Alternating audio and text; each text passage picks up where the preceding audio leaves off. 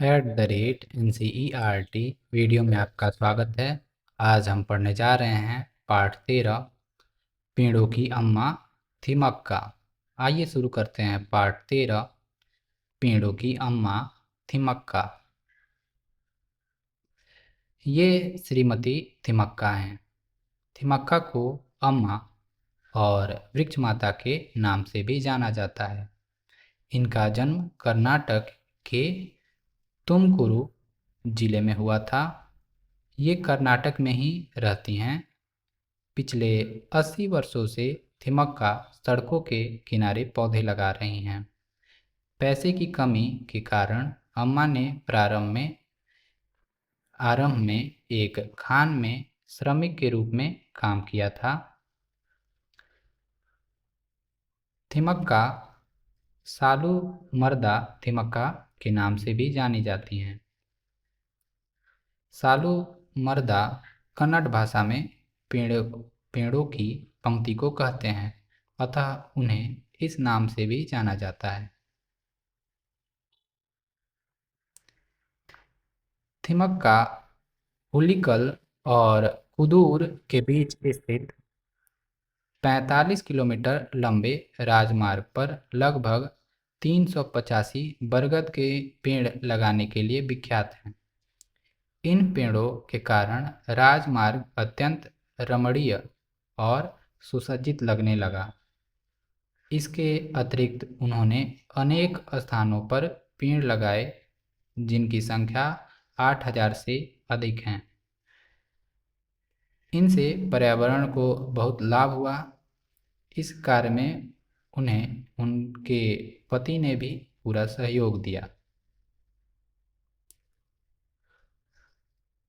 उनके इस महत्वपूर्ण काम के लिए भारत सरकार ने उन्हें वर्ष 2019 में पद्मश्री से सम्मानित किया।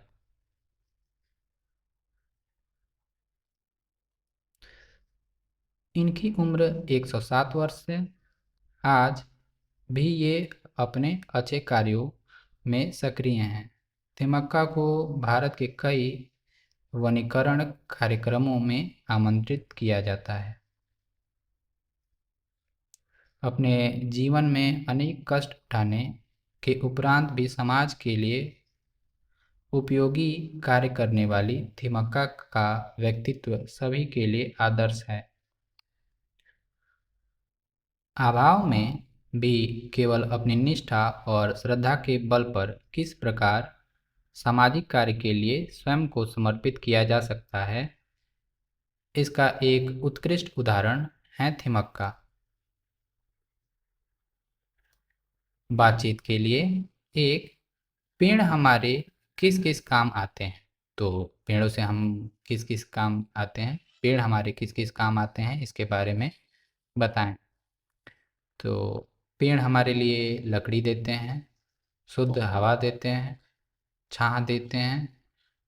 पेड़ से हमें तरह तरह की औषधियाँ प्राप्त होती हैं। पेड़ से हमें मधु और तरह तरह की जड़ी बूटियाँ और चीज़ें प्राप्त होती हैं। पेड़ मिट्टी की रक्षा करते हैं, जीव जंतुओं के लिए वो घर हैं। तो पेड़ हमारे लिए बहुत ज़रूरी हैं और बहुत सारे कामों में आते हैं। दूसरा, क्या आपने कभी किसी पौधे की देखभाल की है और कैसे? तो क्या आपने किसी पौधे की देखभाल की है? क्या आपने कभी गमले में, अपने बगीचे में, अपने खेतों में किसी पौधे की देखभाल की है? आप उसे बता सकते हैं। तीसरा, यदि आपको समाज के लिए उपयोगी काम करने का अवसर मिले तो आप कौन सा काम करेंगे? तो थिमक्का माँ की तरह आपको भी कोई उपयोगी काम करने का अवसर मिले तो आप कौन से काम करेंगे? आप उसे लिखें। सोचिए और लिखिए। एक, थिमक्का अपने किस काम के कारण प्रसिद्ध हुई? तो थिमक्का को उनके पेड़ों से लगाव के कारण प्रसिद्ध हुई। उन्होंने 8000 से भी ज़्यादा पेड़ लगाए हैं और बहुत सारे सामाजिक कार्य किए हैं। जन कल्याण में उनका एक महत्वपूर्ण योगदान है, इस कारण वह प्रसिद्ध हुई। दूसरा, थिमक्का को और किस किस नाम से जाना जाता है? तो थिमक्का को का 2-3 नाम है। पहला सालू मर्दा थिमक्का अम्मा या वृक्ष माता के नाम से भी जाना जाता है। यानी 3 नाम हैं थिमक्का के, अम्मा, वृक्ष माता और सालू मर्दा थिमक्का। तीसरा, अम्मा ने बरगद के पौधे लगाने क्यों शुरू किए थे? तो जो राजमार्ग था वो काफ़ी आकर्षित नहीं था, वहाँ पे धूल मिट्टी ज़्यादा उड़ती होगी, तो उन्होंने हुलिकल और कुदूर के बीच में 45 किलोमीटर लंबे रास्ते में 385 बरगद के पेड़ लगाए हैं। इस वजह से वो विख्यात भी हैं। चौथा, इतने सारे पेड़ लगाने के लिए अम्मा को किन किन चुनौतियों का सामना करना पड़ा? अम्मा अगर से पेड़ लगाएंगी, देखभाली करेंगी, तो उनके जीवन कैसे व्यतीत होंगे? उनको कुछ कमाने के लिए कुछ आर्थिक रूप से उनको मदद भी चाहिए थी। तो फिर उन्होंने बहुत सारे जगहों पे काम किया, कभी खदानों में काम किया, कभी मजदूरी की और अपने जीवन को आगे बढ़ाया। जन कल्याण में उन्होंने अपने एक आदर्श रूप दिया। पाठ के आगे।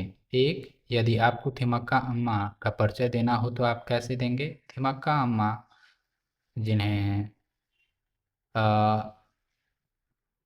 पद्मश्री से सम्मानित किया गया है, ऐसे करके आप उनके बारे में परिचय लिख सकते हैं, जिन्होंने 8,000 से भी ज़्यादा पेड़ लगाए हैं और अपने दृढ़ निष्ठा और मेहनत की वजह से वो लोगों के लिए एक प्रेरणा के स्रोत बनी हैं। इन सब चीज़ों के बारे में आप जोर देते हुए इसको लिख सकते हैं।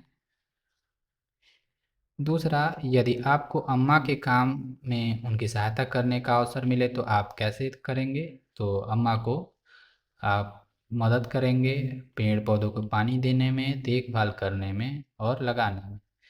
और भी चीज़ें आप लिख सकते हैं। आप आर्थिक रूप से भी अम्मा की मदद कर सकते हैं। भाषा की बात। एक, थिमक्का में का आया है। ऐसे व्यंजन को द्विव्यंजन कहते हैं और ऐसे और शब्द सोचकर लिखिए। ऐसे और शब्द सोचकर दिए गए स्थानों पर लिखिए, जैसे रस्सी, मम्मी। आप थोड़ा सोचेंगे तो आपको शब्द मिल जाएंगे। दूसरा, पेड़ को वृक्ष भी कहा जाता है। क्या आप बता सकते हैं कि अलग-अलग भाषाओं में पेड़ को क्या-क्या कहा जाता है? तो पेड़ को वृक्ष, पेड़ को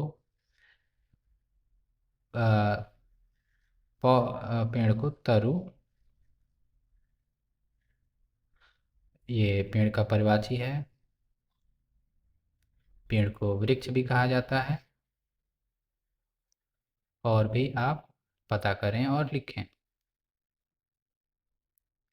तीसरा, कई बार हम एक वर्ण और एक अक्षर को मिलाकर नया संयुक्त अक्षर बनाते हैं। जैसे संयुक्त अक्षर है क स छ ज ज्ञ यज्ञ त र त्र स र स्र।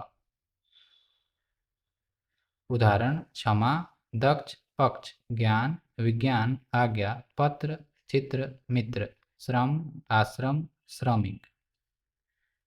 उपरोक्त उदाहरण के आधार पर नीचे दिए गए चित्रों को देखकर शब्द पूरा कीजिए। जैसे वृक्ष, नेत्र, त्रिभुज, कक्षा, श्रमिक, श्रमिक। कुछ नया करें। एक, आपने थिमक्का के बारे में पढ़ा और उनके काम से प्रेरित हुए। थिमक्का को एक पत्र लिखकर उन्हें अपने मन की बात बताइए। तो यहाँ पर पूज्य अम्मा सादर प्रणाम। मैं यहाँ पर खुश हूँ, आशा करता हूँ कि आप भी कुशल मंगल होंगी। मैंने अखबार में या किताब में आपके बारे में पढ़ा और मैं आपसे बहुत प्रेरित हूँ। मैं आपकी मदद करना चाहता हूँ। इसके लिए मैं आपसे आर्थिक रूप से कुछ मदद कर सकता हूँ या श्रम के रूप में आपको पेड़ लगाने में मैं मदद कर सकता हूँ। आशा करता हूँ कि आप मेरे निवेदन को स्वीकार करेंगी और मुझे अब अपनी सेवा का एक मौका देंगी। आपका प्रिय और अपना नाम लिखेंगे। दूसरा, चित्र देखकर उन वस्तुओं पर गोला बनाइए जो हमें पेड़ों से मिलती हैं। तो ये वस्तुएं हैं, फल पेड़ से मिलते हैं, औषधि पेड़ों से मिलती हैं, जूट का बैग, पेपर ये सब पेड़ों से मिलते हैं, इत्र पेड़ों से, नारियल तेल और रंग पेड़ों से, लकड़ियाँ पेड़ों से और ये सभी चीज़ें लगभग पेड़ों से मिलती हैं। यहाँ पर वीणा का चित्र बना हुआ है, यह भी पेड़ से ही आया है। इसी प्रकार के और वीडियोज़ के लिए आप NCERT वीडियो को सब्सक्राइब कर सकते हैं। धन्यवाद।